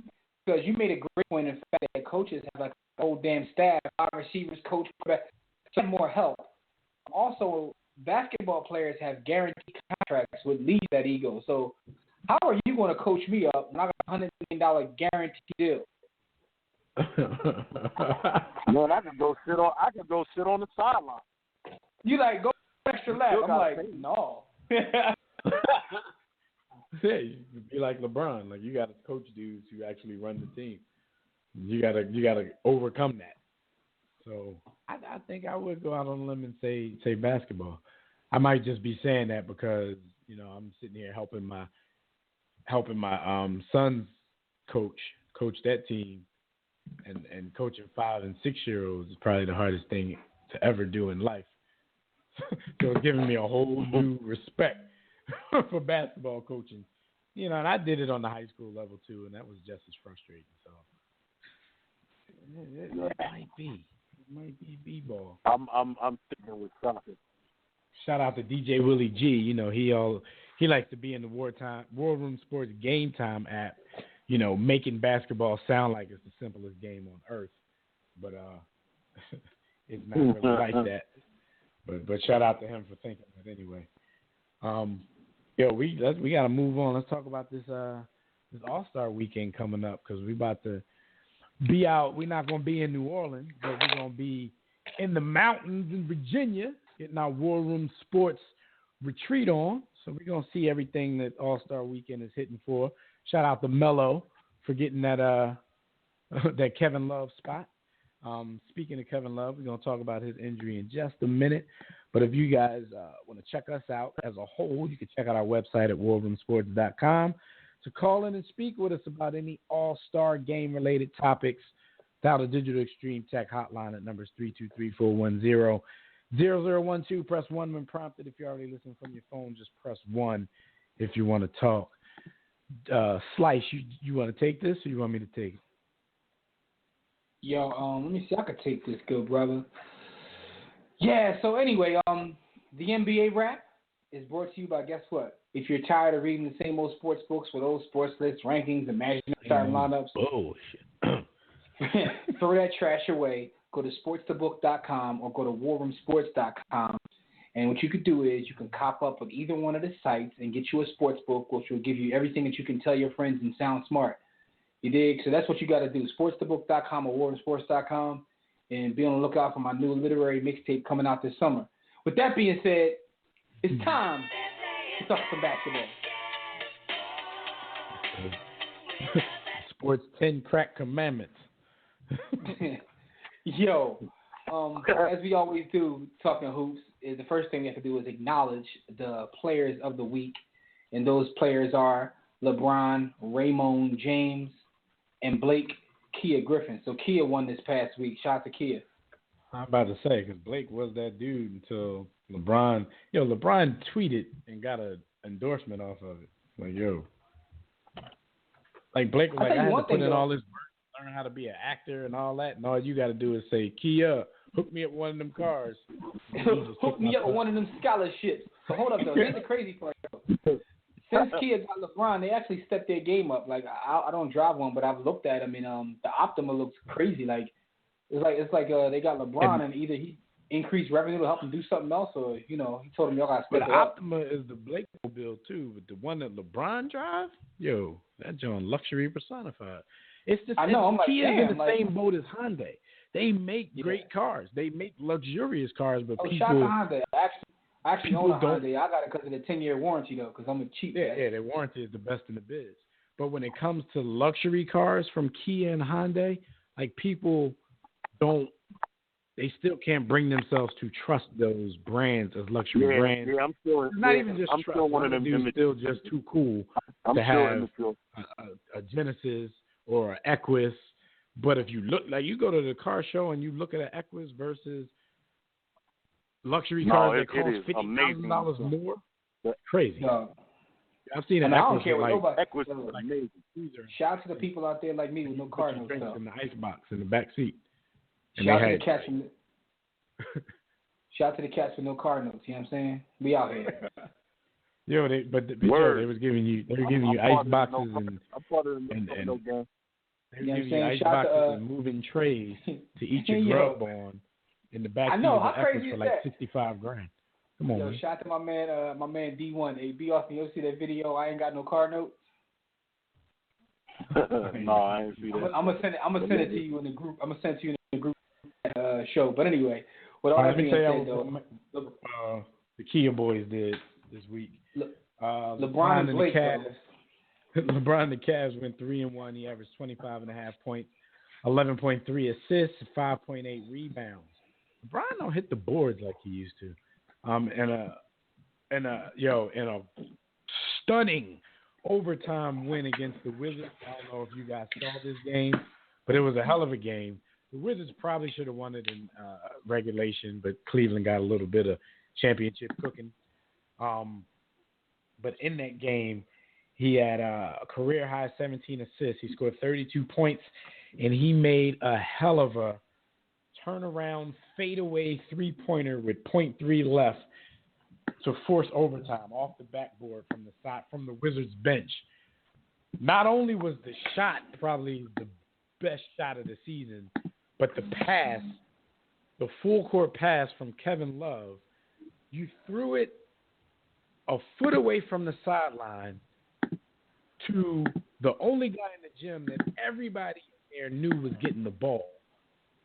With that little bit of space between the sideline for him to take one dribble, 2 steps and turn and fire.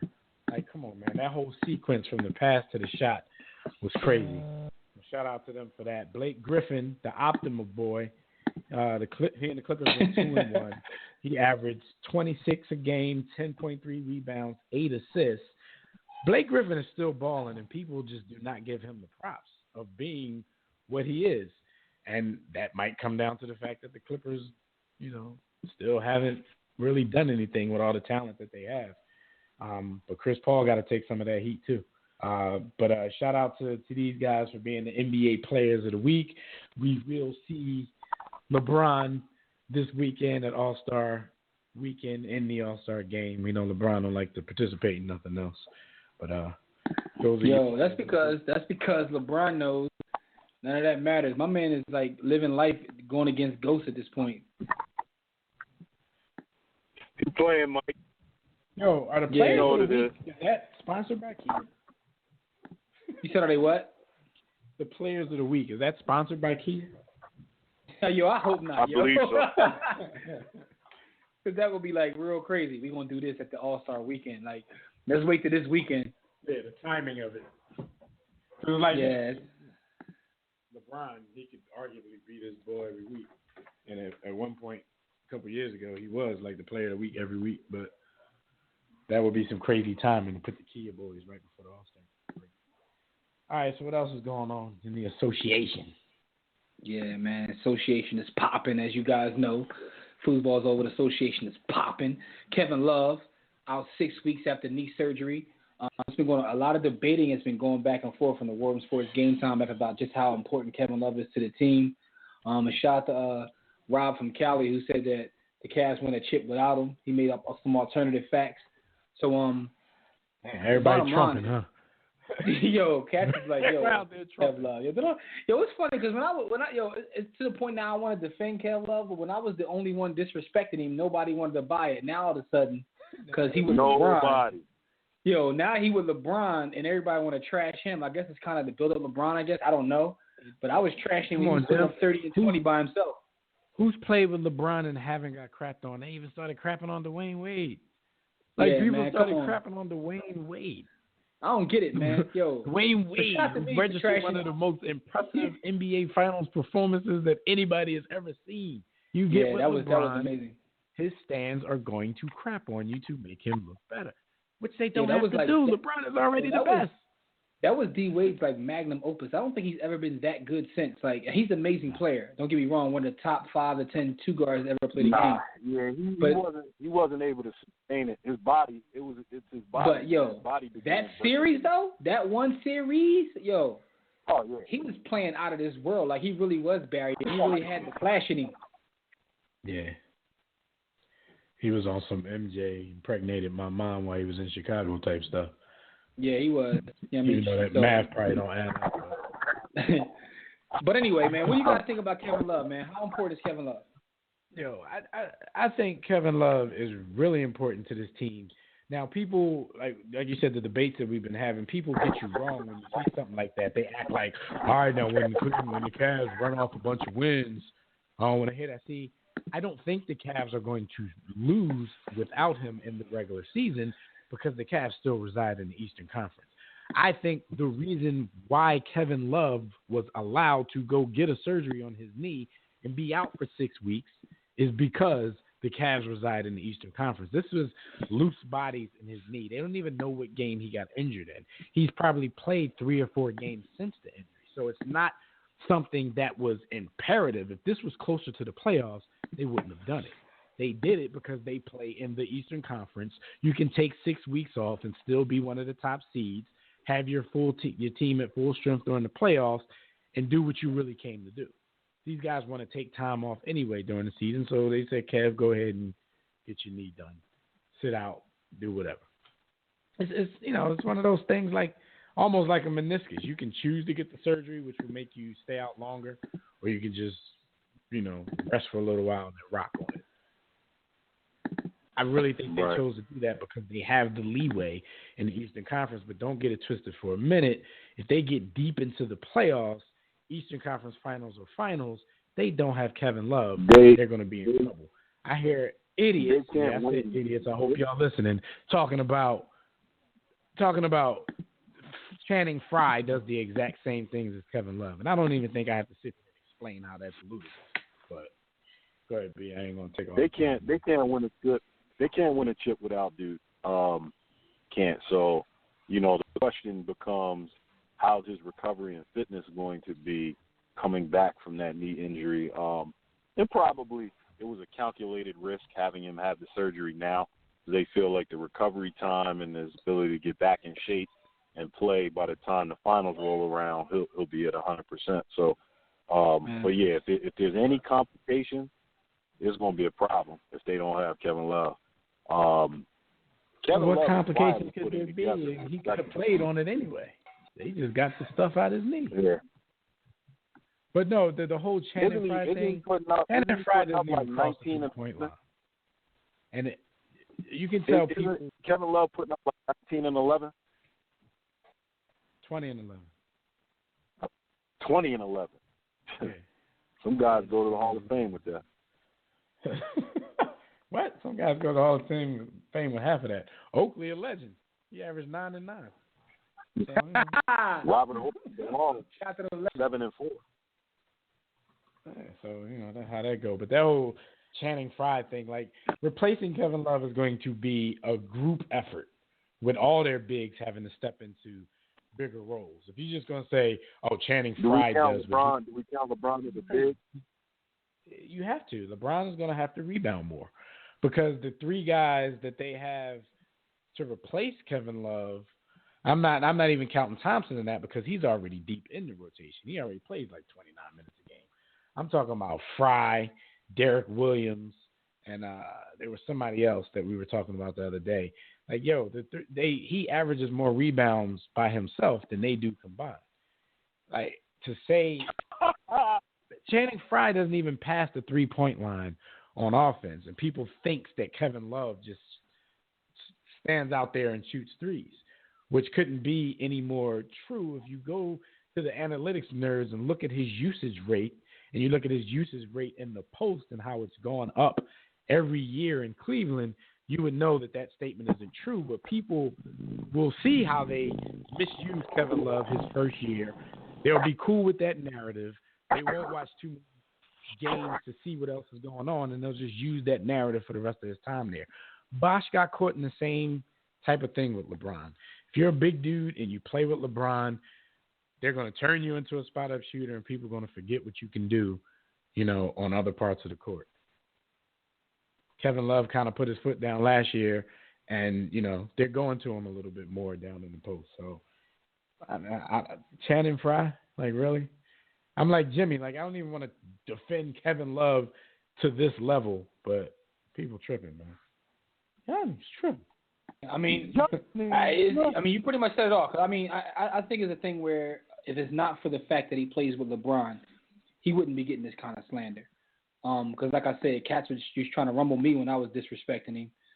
So now I'm like flipping, taking up for the ball because cats is out of their mind. Because people taking it too far now. Like, all right, like now y'all want to jump on the wagon, but y'all taking it too far. Like, come on. Yeah, LeBron got people confused. LeBron get people confused, man. Have people say all types of stuff. Play with the Kang, man. Hard to play with the Kang. Kang had people thinking you a bum. You getting 20 and 11. Yo, the East is soft, right? But Toronto has been one of the more competitive teams in the last couple of years, and they just traded to get Serge Ibaka, aka young Reggie Miller. What do you guys think about Serge Ibaka to Toronto? Is it going to make any difference at all? I didn't think it was. They needed Kevin Love got hurt. They needed not an unpowerful forward. I didn't think it made a difference until Love got hurt. I was like, oh, maybe they on to something.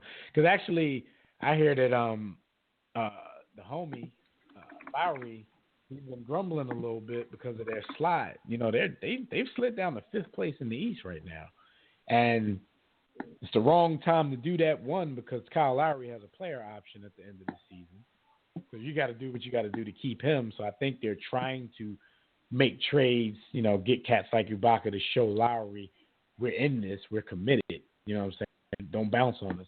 But at the same time, Ibaka's contract is expiring, so they have that choice with him. You know, they can get him for this championship run now. If it doesn't work and they don't like his production, they can always let him walk.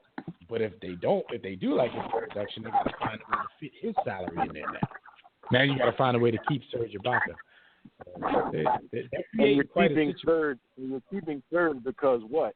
And when I ask that, I understand what he was, but what he is now and what he's going to ask for, he's not going to be worth it because he doesn't rebound the way he once did, and he doesn't defend. So it's almost like, okay, you're getting Serge, but you're not getting the Serge that you think. Why you say? So I think that this is it's not necessarily a good move. Maybe defensively it is. I'm saying they traded him for Terrence Ross though. I mean, you can't say they didn't get better from Terrence Ross. Not a knock to Terrence Ross. I'd rather have Serge Ibaka than Terrence Ross. That's true. That's true. Yo, Serge is still a good defensive piece. He's not blocking shots like he was, but he's still defending. I forgot Terrence Ross is a waste of space. Yo, listen, man, we got about 3 to 4 minutes left, man. So I'm not gonna go through everything. Anybody got any predictions or big bold predictions you want to make about this weekend's festivities? Westbrook and KD gonna fight because they're gonna try to put them on the court together, and Westbrook gonna slap him in the back of his head. Or just like freeze him out completely. That'd be interesting. Yeah, it's really going to be. I think that's going to be the highlight of the weekend. Everybody being on edge to see how they play together in the All-Star game, and it's probably going to end up being overrated. I got one. Isaiah Thomas is going to win MVP. No, okay, he's going to get their mollywop. Yo, that ain't going to happen. Not because he ain't going to do his thing. But the East gonna get mollywop, man. The East squad are made up of people that aren't all stars for real. Right, like shout out to the Greek Freak because he's gonna be that bull, but he don't belong. people are taking that the wrong way. I'm not saying he's not an all star, but there's a difference between an all star and somebody who knows what this game is about, and it's different. And LeBron is the old grumpy guy. He's the old grumpy man now who don't even feel like being there for real, but it's just an obligation to the league and to his daddy, Adam Silver. Yo, did y'all know before he, dropped out of everything in All-Star Weekend, did y'all know that, I don't know why I didn't know this, young legend Joel Embiid was in the skills challenge. Yo, he's a troll. I mean, they got smalls and they got bigs, and the bigs were Embiid, Boogie, Anthony Davis, and I think maybe one more. But I did not know Embiid was in the skills challenge. Yo, he'd have won. I would have picked him to win, just being biased, being a homer. He's a legend, man. Like, yo, he's a stone cold legend. He got to stay away from the though. I was about to say shout out to the world team for the BBVA Compass Rising Stars Challenge. I think they was going to wipe the floor with U.S. Embiid's not going to play now, so it's going to be a little harder. But I think I think my young boy Dario going to show up and show out. Shout out to Dario. People don't even know who that Yo, is. shout out to Dario. Yo, He gonna mess young around legend, and man. Get steal, healthy, man. Stay. Dario gonna steal his rookie of the year. He don't play no more games. B, get healthy. Young And stay legend. away from the whole happy Jacks, man. Stay away Well, from the whole real happy quick, Jacks. young Man. legend. We can't have in the 3-point in the dunk contest then. that. The bull The from dunk Phoenix. contest. Everybody's on the bull from Phoenix for the dunk contest, man. I just don't know. I just know last year it was so amazing but I still think my man got cheated because he sat down. That's tough. These dudes can't play basketball, but they all fly. I still think that was the best looking dunk of the competition, but what the boy did after he sat down, come on, man. People just don't do that. Yo, Did a I understand what windmill you're saying, and East but Bay my from man the jumped. foul line. The ball jumped in the air, took a nap, and then dunked the ball. There. Like, I don't care what you do after that, dog. The ball People laid go down. crazy. Who does People that? thought No it was the human greatest being thing you would do ever that. see when you see Doc jump from the foul line and reach like heaven and hell to get to the court. People thought that was the greatest thing we would ever see in the dunk contest. Then Mike cocked it back a little bit. And Brent Barry, just being a white boy who did it, was even more impressive. Yo, this boy did a East Bay funk from the foul line, man. Yo, the ball laid down. How do you do that? The boy Aaron Gordon took a nap on the couch in midair. Bull took a 10-foot nap, and then Bull just flew from the foul line. B. Austin, the ball took a nap, beloved. Like, he literally laid down and still dunked the ball. Like, huh? Yo, He should have saved that. my man He jumped still from wouldn't be outside the building. He jumped from outside the building and put it through his leg. But here's the question. Did he lay down, though? He I'm ain't lay gonna down, go man. Aaron I ain't Gordon. sure. Yo, my man I laid ain't gonna down, front. B.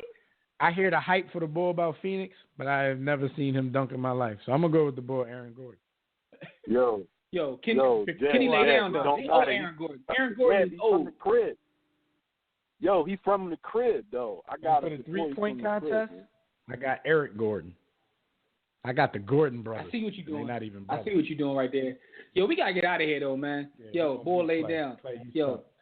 Westbrook for Thank another you. MVP Yo, just because another KD on his team. Yo, shout the ball for laying down. But listen, though, thank you, good folks, for joining us in this week in the War Room. Shout out to everybody in the chat room, Facebook, Twitter, all the calls who called in to holler at us. We appreciate it, whether we got to you or not. Next week, live right here on demand on the WRS Podcast Network for more great sports talk. We'll discuss noise as the NBA trade deadline takes over the news cycle to see if somebody's dealt or if they're not dealt, because I'm tired of all the fake trades. Yo, shout out to y'all who fall victim to all the fake trades on Twitter. So until then, enjoy your weekend of sports. We'll see you right back here next time. Catch all of our conversations, social media, everything we do. It can be found at warroomsports.com, our webcast, all of our social media links, YouTube, everything, warroomsports.com. Also, get my book, Sports to Book, at sportstobook.com, and that's also at the hub of warroomsports.com. So until next time, everybody, don't accept mediocrity. Be steadfast in that war against ignorance. We'll see you chumps on top.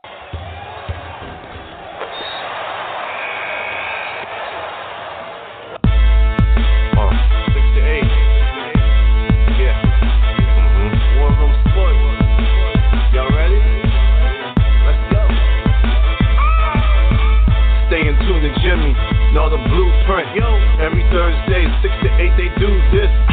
Shout out to Dev, PJ, B. Austin, Doc Bay on replay. OneRoomSports.com. Get that mobile app. If not, dial 323-140012. They be going and you sensitive, then oh well. Physical podcast, let's talk sports. Showtime like magic in the block push. Listen live, push one to join in. Rip your team or listen for your enjoyment. Hip hop dollars, pit stop and knowledge. Should be in sports credits, I ain't talking college. 5 guys, no beef though. Corporate secret, but the streets know. Belafonte, I got a G flow.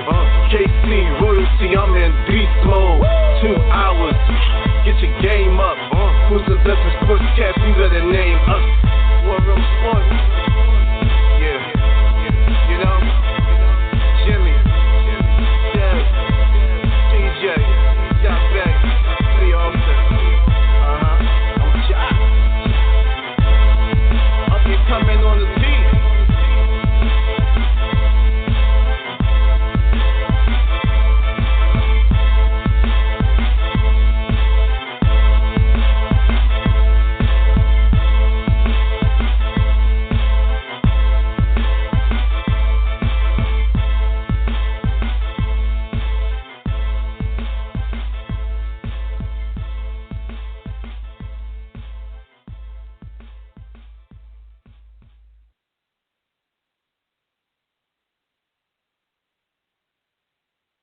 War Room Sports. www.warroomsports.com. What? Ain't no more to it.